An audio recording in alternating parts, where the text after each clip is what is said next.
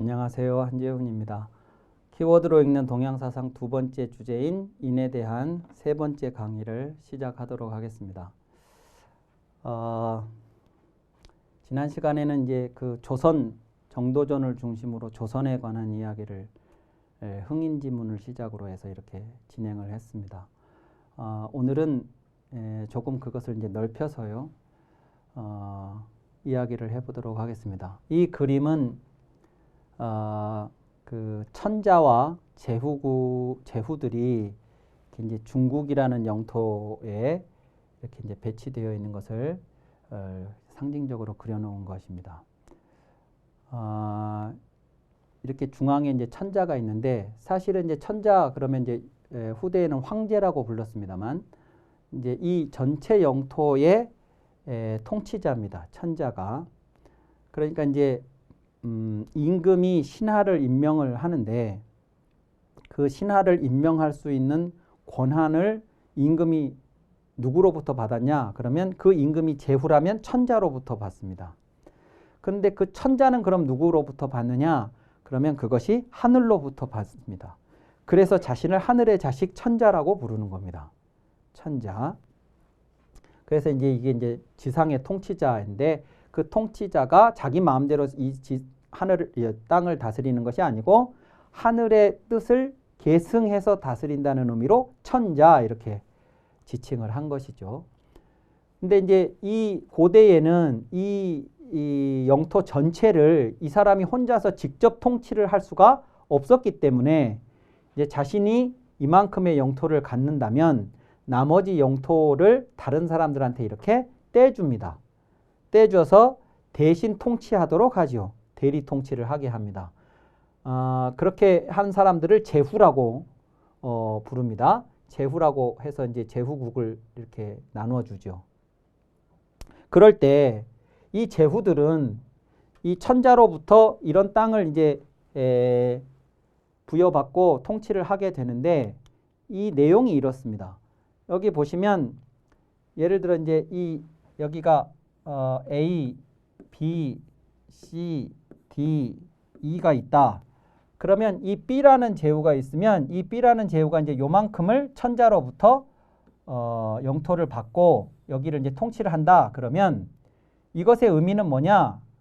했을 때 이 B 제후의 영향력이 이 경계선을 넘어가지 않고 이 경계선 안에서만 작동한다. 이런 의미입니다. 내 영향력이 이 경계선 밖으로 넘어가지 않을 뿐만 아니라 A나 C의 힘이 이 영토 안으로 들어오지도 않는다 하는 거죠. 이 영토의 의미가 그런 의미입니다. 자, 그러면 이것이 뭐냐? 봉건제인데요. 안의 것이 밖으로도 가지도 않고 밖의 것이 안으로 들어오지도 않는다. 이것이 봉이에요. 봉하다. 밀봉하는 것이죠. 그러니까 병의 주둥이를 꽉 틀어 막는 걸 봉하다, 밀봉하다 그러는데 그것은 병 안에 내용물이 바깥으로 나가게도 하지 않고 바깥의 공기가 병 속으로 들어오지도 않게 만드는 것이죠. 그게 봉하다. 왜 봉하다고 썼냐면 그래서 쓴 것입니다. 그러면 이것들을 다 이런 영토의 크기로 봉해주고 봉하고 그 다음에 그 영토 각각 안에 왕을 세워주는 것입니다. 그것이 봉건입니다. 봉건. 그러니까 이 A나 B나 C나 D나 E는 다른 세력이 우리 영토 안으로 들어오실 것이라는 걱정은 할 필요가 없고 오직 이 천자가 다 이제 정리해주고 보호해 줄 것이라는 믿음으로 나는 내게 부여된 이 영토에 대해서만 정치를 잘하면 되는 것이에요. 그러려니까 이제 이런 봉건이라고 하는 의미를 담고 세워진 이 정치 체제 안에서 가장 중요한 핵심이 누구냐면 천자가 되는 거죠. 이 사람이 만약에 이 A가 여기를 쳐들어가려고 했을 때 이것을 제재해 줄 수가 있어야 돼요. 그래야 이 B가 자신의 군사력을 막 증강을 시킬 필요 없이 내치에만 전념할 수 있을 테니까요.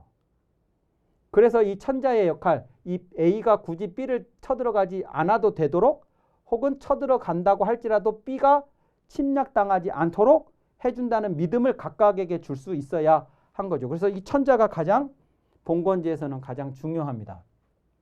이 봉건제라고 하는 것은 가장 상위에 천자라는 사람, 그리고 그 밑에 제후, 그 밑에 대부, 그리고 사, 서인 이런 그 말하자면 피라미드와 같은 형태로 이렇게 이제 사회가 구성이 되게 됩니다.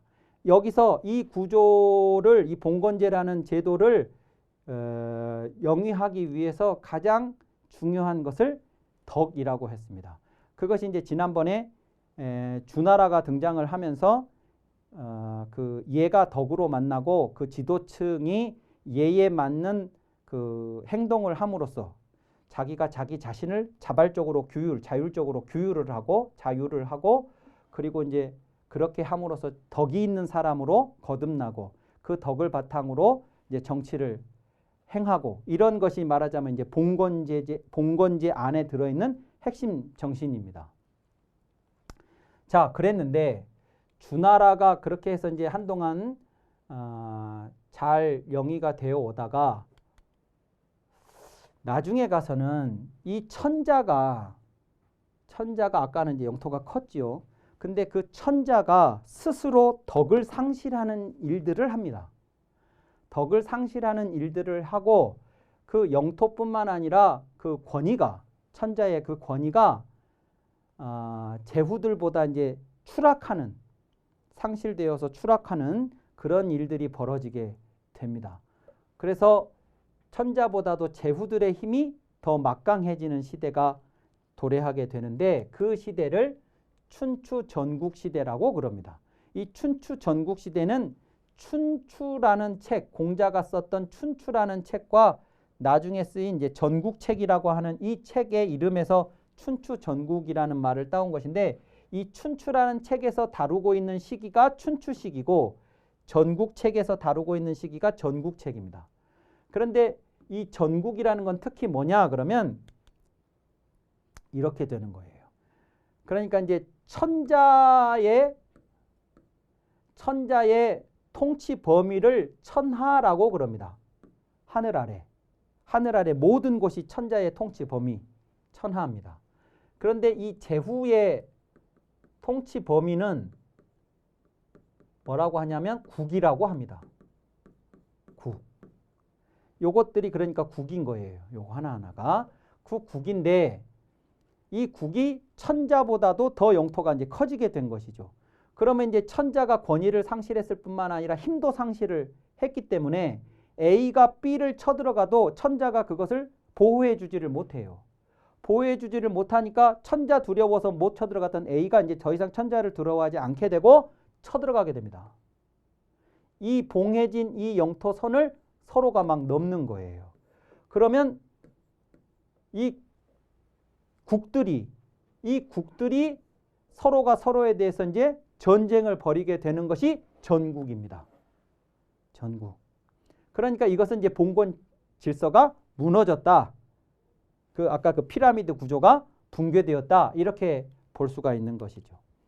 춘추 시대는 기원전 770년부터 기원전 475년까지 그리고 전국 시대는 기원전 475부터 기원전 221년까지 그러니까 보통 한 300년 그 정도 되는 것이죠. 250년, 300년 뭐 이 정도 이제 되는 것이죠.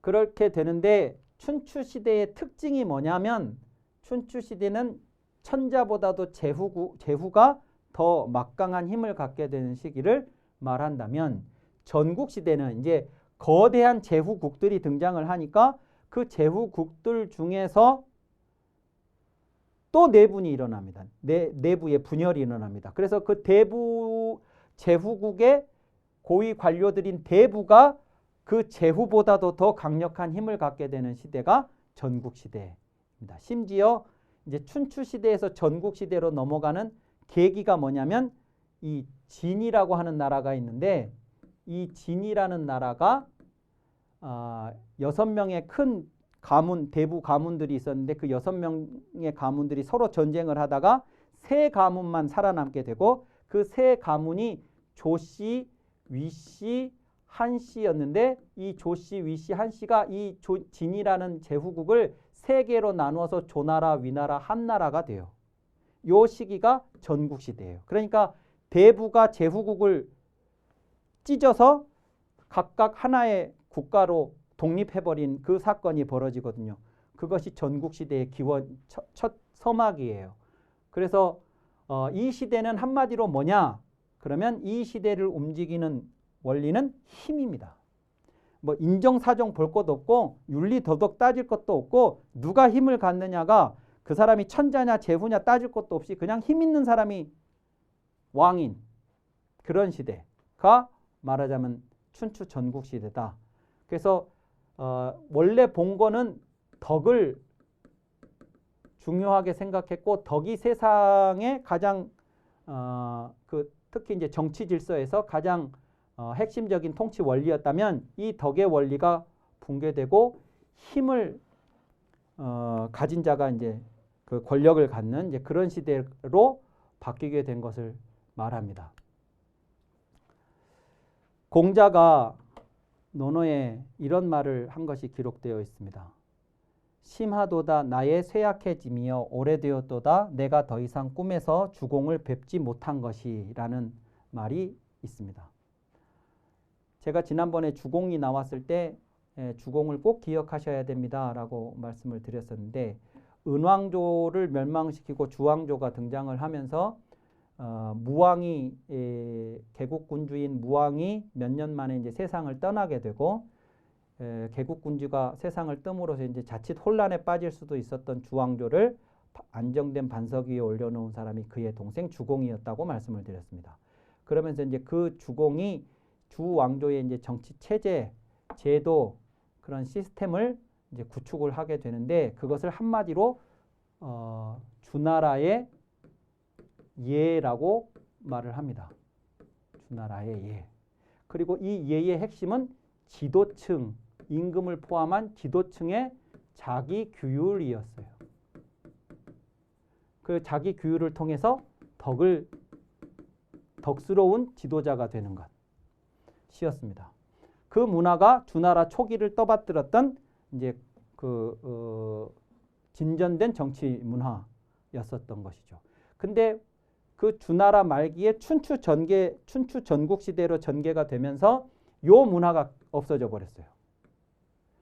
그러니까 공자가 그 자신이 살았던 춘추 시대 말기에 자신이 살았던 그 시대를 보면서 이제 비통해하지요.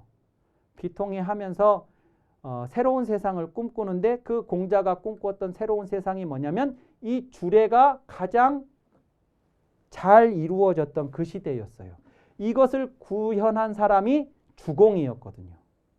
그러니까 내가 더 이상 꿈에서 주공을 뵙지 못한 것이 오래되었다. 이 표현은 예전에는 주공을 꿈에서 자주 봤다는 얘기죠. 꿈에서. 근데 꿈에 주공이 자주 나타났다는 얘기는 공자가 이 주공을 늘 생각했으니까 꿈에 나타나는 거죠. 그러니까 실제로 꿈에 나타났다 안 나타났다가 중요한 게 아니고 공자가 끊임없이 이 주공이라는 분이 했었던 것을 자신이 다시 재현해보고자 했었던 그런 문제의식과 목적의식을 가지고 있었다. 이것이 중요한 것입니다. 그런데 주공이 이제 그렇게 주공을 공자가 꿈꾸었던 이유 중에 하나는 또 뭐가 있냐? 그러면 주공의 아버지 문왕, 그의 형님인 무왕뿐만 아니라 은나라를 열었던 탕림금, 그 은나라가 멸망시켰던 하왕조를 열었던 우, 그 이전에 요순, 이런 분들은 전부 천자나 높은 제후들이었습니다. 높은 제후들이었어요. 이 문왕은 천자가 아니었지만 나중에 무왕의 아들이 주왕조를 개국하면서 천자로 추존을 하게 됩니다. 그래서 실질적으로 천자로 쳐요. 공자가 천자가 될 수는 없습니다. 그런데 이 주공이라는 인물은 물론 특수하기는 했죠. 천자의 동생이었으니까. 그렇기는 하지만 이 사람이 천자는 아니었습니다. 천자가 아니었지만 세상에 그 그 올바른 방향을 제시했고 그것을 실제 실현했던 인물이에요. 그러니까 공자가 닮을 수 있는 가장 가까운 그 모델이 롤 모델이 주공이었다. 이렇게 볼 수가 있는 거죠. 그리고 뭐 가깝게는 공자의 나라인 노나라라는 나라의 이제 시조이기도 하지만 그래서 이제 주공이 했던 그 업적, 이 주례의 문화가 붕괴된 이 춘추의 혼란한 상황에 다시 저런 질서를 만들고 싶다 하는 것이 이제 공자의 꿈이었는데 이미 나이가 들어서 쇠약해져 버렸고 그러다 보니까 공자가 주공이 꿈에도 잘 나오지 않는다 이렇게 말씀을 하신 것입니다. 공자의 문제의식은 뭐냐 그러면 보통 이제 철학사에서는 예붕악괴라고 예악이 붕괴, 예악의 붕괴를 가장 문제의식으로 꼽습니다. 근데 저때 예악이라고 하는 것이 아까 앞에서 지난번에 말씀드렸던 것처럼 뭐 옥을 주고받고 비단을 주고받고 하는 것이 예가 아니고 또 북을 치고 종을 치는 것이 음악이 아니다. 그러니까 형식이 아니고 본질이다. 라고 공자가 얘기를 했었던 것처럼 당시에 예와 악이 있기는 했지만 이것은 전부 형식 또는 힘을 바탕으로 한 지배자들에게 복무하는 예악만 남아 있었던 거예요. 그러니까 예악으로 지도층들이 스스로 자기를 규율하는 것을 하고자 하는 것이 아니고 예를 가지고 자기를 돋보이게 하는데 형식만 차용했던 그런 예들만 있었던 것이죠. 그래서 예는 원래는 본질과 형식이 같이 있어서 예라는 개념이 가능한데요. 예를 들면 사랑하는 그것이 본질이라면 꽃다발은 형식이죠. 남자가 사랑하는 아가씨를 찾아가면서 꽃다발을 사가지고 갔다. 그런데 아가씨는 꽃다발을 전달받는 거지만 사실은 아가씨가 생각하는 상대방이 생각하는 것은 자신을 찾아와서 꽃다발을 전해주는 사람의 사랑을 거기서 확인하는 거잖아요. 그러니까 이런 게 예예요. 본질과 형식이 같이 있을 때 비로소 예라고 할 수 있어요. 그런데 춘추 시대에 오게 되면 이 본질은 없어지고 형식만 남게 되어서 예라는 개념도 이제 구분을 할 필요가 생기게 됩니다. 그래서 본질을 나타낼 때의 예 개념은 요 의자를 써서 예의라고 하고 형식을 나타내는 예를 이야기할 때는 여기에 사람 인자가 붙는 이 의자를 써서 예의라고 하게 돼요. 그래서 이제 개념이 분화가 일어난다는 것은 이것이 월 의미를 상실하게 됐다는 뜻이기도 하는 것이죠. 논어에 보면 8일편에 이런 말이 나옵니다. 당시 노나라의 집정자였던 계시라고 하는 막강한 권력, 그러니까 노나라가 공자가 태어난 나라인데 이 노나라의 권력이 전체가 3이라면 이 3의 2를 장악했던 그 권력자가 계시라는 집안의 권력자였습니다. 이 계시가 자기 집들에서 8일무를 추계했는데 이 8일무라는 게 이제 뭐냐면 지금 이게 종묘에서 8일무를 추고 있는 모습입니다. 그런데 이 8일무라고 하는 것은 8사람이 8줄을 여기 지금 8사람이 8줄을 쓴 거예요. 1, 2, 3, 4, 5, 6, 7, 8 8사람이 8줄을 서서 추는 춤입니다. 그런데 이것은 천자에게만 허락된 형식이에요.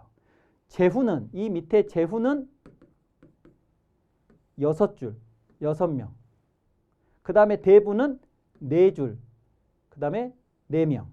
이렇게 2개씩 줄어 들어가요. 줄도 사람 수도. 이렇게 이제 줄어 들어가는 건데 제후국의 대부면 4줄에 4명씩 세워서 4, 4, 16, 16명만 쳐야 자기의 분수에 맞는 것인데 자기 집 정원의 마당에서 8명이 8줄씩 수는 이 춤을 추게 했다는 거예요. 천자에게 허락되는. 그러니까 이제 천자고 뭐고 다 필요 없다 이런 것이죠. 그래서 그것을 지적하면서 공자가 이렇게 얘기했습니다. 이것을 참아할 수 있다면 무엇을 참아 못할 것인가? 공자가 이렇게 이야기를 하는 것은 뭐냐면 이 대부가, 이 계시라는 대부가 천자에게 허락된 이 형식의 춤을 자기 집 뜰에서 추면 사람들한테 자신은 천자와 맞먹는 사람이라는 것을 보여주고 싶은 거예요. 보여주고 싶. 그러니까 내가 힘이 있는데 내가 이걸 한들 누가 뭐라고 하겠어? 하는 생각을 하는 거죠. 만약에 눈이 다른 사람들의 평가나 눈이 인식이 두려워서 그래서 못한다 그러면 차마 내가 하고 싶지만 차마 못한다 이럴 텐데 그냥 차마 해버리는 거예요. 그거를. 그러니까 이런 걸 차마 할 수 있다면 이 사람이 이 계시라는 사람이 이제 뭘 못하겠냐 이거예요. 이 뭘 못하겠냐가 다시 말하면 뭐냐면 무소불위 아니겠어요? 무소불위. 못할 게 없는 거죠. 이제. 그러니까 힘만 있으면 뭐든 할 수 있다는 이 생각이 지배하는 세상에 대한 비판이에요. 이게 형식이 잘못됐다 그 말이 아니에요. 이 형식을 왜 계시 노나라 제후국의 대부 집안에서 이걸 쓰느냐라는 이 문제와 관해서 공자가 비판하는 것은 이미 세상은 힘만 있으면 뭐든 할 수 있다는 생각이 지배하고 있구나라는 그런 이제 문제의식을 보여주는 것이죠.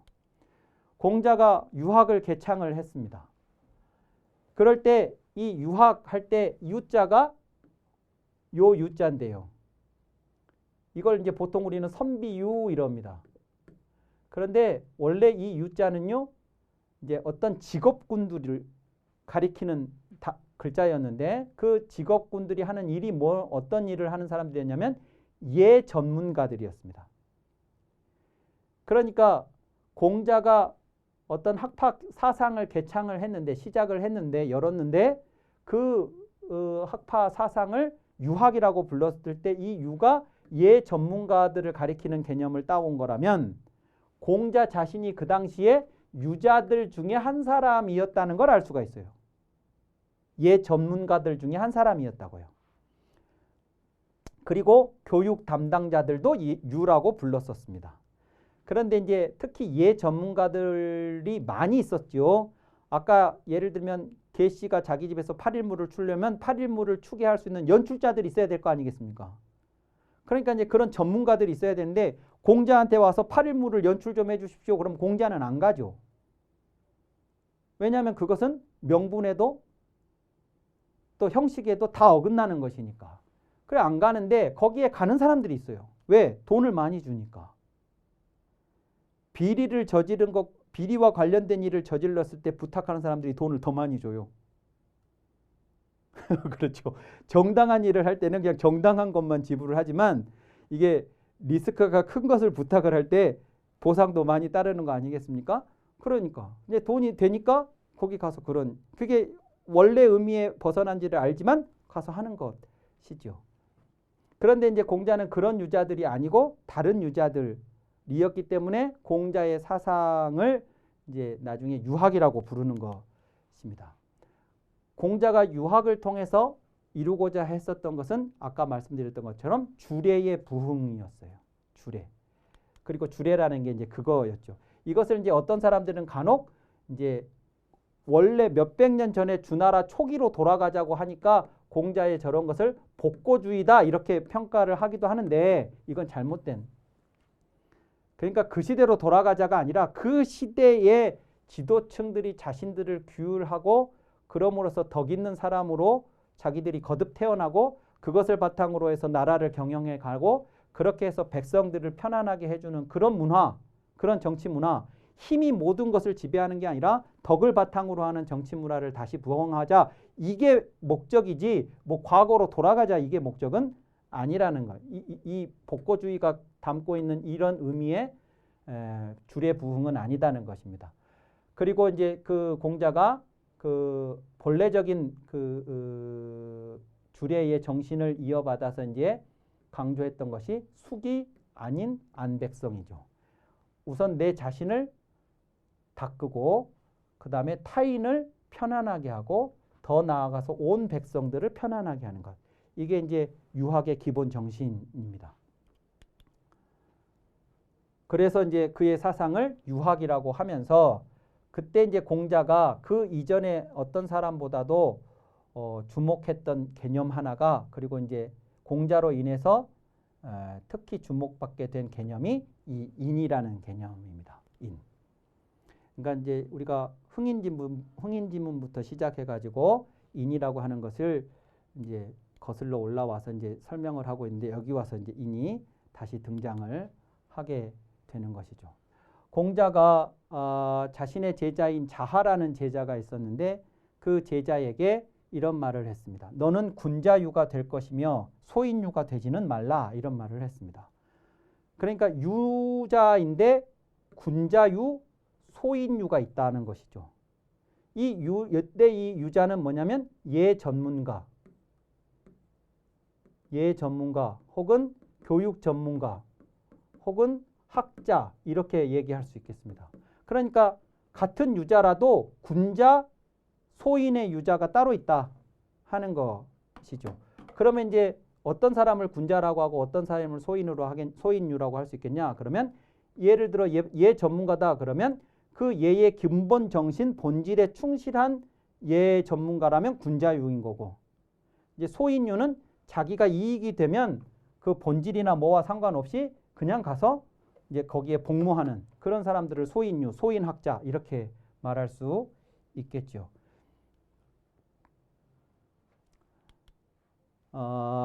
공자가 쓴 춘추라는 책이 있습니다. 춘추. 아까 정도전에 그래도 춘추 이야기가 인용이 됐습니다만 이 춘추라는 책은 공자가 춘추 시대에 노나라 은공 원년 서기로 치면 기원전 722년부터 애공 14년 서기로 치면 기원전 481년 이 시기까지 242년간의 역사를 기록한 책입니다. 근데 그러니까 공자가 춘추 시대 242년간의 역사를 기록한 책을 춘추라고 그래요. 그런데 왜 이 책을 기록을 했느냐? 그러면 아까 천자가 이렇게 있고 제후들이 이렇게 있을 때는 이 어떤 제후가 잘못을 하면 이 제후들을 천자가 응징을 할 수가 있었죠. 응징하고 처벌하고 질책하고 할 수가 있었어요. 그런데 춘추 시기에 들어오면 천자가 이렇게 되고 제후들이 이렇게 되니까 이 제후들이 무슨 짓을 해도 천자가 어떻게 할 수가 없어요. 제후들끼리 서로도 못하고. 그러니까 이 사람들이 그냥 망나니들처럼 막 구는 거예요. 법도 겁도 없이 막. 그래서 그 시기가 242년이었는데 이 242년간의 이 천자가 이제 이렇게 된 이후의 역사를 공자가 정리를 했어요. 왜 정리를 했냐? 그러면 이 힘 있는 사람들이 나사라 당시에 힘이 있어서 그 힘만 믿고 막 까불었는데 불법이고 뭐 부정이고 다 저질렀는데 이 사람들의 마음속에는 뭐냐면 내가 이렇게 하는데 누가 뭐라고 할 거야 예요. 그런데 이렇게 살다가 내가 죽어버리면 이제 그만이지 라고 했는데 이 사람들을 242년간의 수많은 그런 사람들을 다 끄집어냈습니다. 끄집어내서 책 속에다 다 다시 실었어요. 그래서 너 그때 그렇게 했는데 그건 잘못한 거다.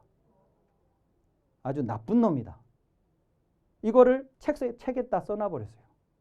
그러니까 이제 그 책을 본 사람들은 무슨 느낌을 받냐면 내가 힘 있을 때 힘만 믿고 살다가 죽어버리면 끝나는 게 아니고 역사에 한번 기록이 되면 수만 년을 가는구나 하는 것을 알게 된 거죠. 또 뿐만 아니라 이 역사적 상황 속에서 억울하게 죽은 충신들도 있고 선한 사람들이 있을 거 아니겠습니까? 그 사람들이 이 힘에 의해서 그냥 억울하게 죽어버렸어요. 누명을 쓰고. 그렇게 죽어버리면 끝나는 게 아니고 이 춘추라는 책 속에서 다시 그 사람들을 소환해서 당신은 그때 그렇게 억울하게 죽었지만 우리는 당신을 기억합니다. 당신은 훌륭했습니다. 이렇게 써주는 거예요. 그걸 천자가 했어야 되는데 공자가 한 거예요. 그래서 공자가 이제 그런 일들을 할 때 기준이 있어야 될 거 아니겠습니까? 훌륭하다, 훌륭하지 않다. 이 사람이 좋은 지도자다, 나쁜 지도자다. 이 사람이 정치적 행위가 잘했다, 못했다 하는 그 기준이 있어야 될 텐데 그 기준이 뭐냐면 예라고요. 예. 맹자가 공자의 이 춘추에 대해서 이렇게 평가를 했습니다. 공자께서 춘추를 완성하시자 난신적자들은 두려움에 떨었다. 그전에는 저 춘추가 만들어지기 전에는 그냥 이렇게 하다가 가버리면 나는 끝이야 라고 생각했는데 이제 그게 아니라 죽은 후에도 그 사람을 소환해서 응징을 역사적 평가를 하거든요. 그러니까 난신적자들 못된 놈들이 두려움에 떨었다. 그래서 한 번 더 생각하게 되고 이것이 사람들한테 어떻게 평가받을지 역사적으로 어떻게 평가받을지 그런 생각들을 하면서 살게 됐다는 것입니다. 사마천 사기의 태사공 자서에서는 이 춘추라고 하는 것이 이제 이 사기라는 역사책의 이제 전범이기 때문에 춘추의 이야기를 하면서 춘추는 예의의 대종이다 이런 표현했어요. 춘추가 역사책인데 예의, 아까 예의 있었죠. 예의, 본질. 그 예의의 대종, 대종이라는 것은 가장 큰 줄거리, 종갓집, 대종가, 그러면 이제 원시조 할아버지부터 내려오는 그 집안, 그 대종가이듯이 대종, 큰 줄기이다. 춘추를 예라는 관점에서 평가를 한 것도 그런 이유라고 말씀드릴 수 있겠습니다. 자, 세 번째 시간은 이것으로 마치고 다음 네 번째 시간에 찾아뵙도록 하겠습니다. 이상 마치겠습니다.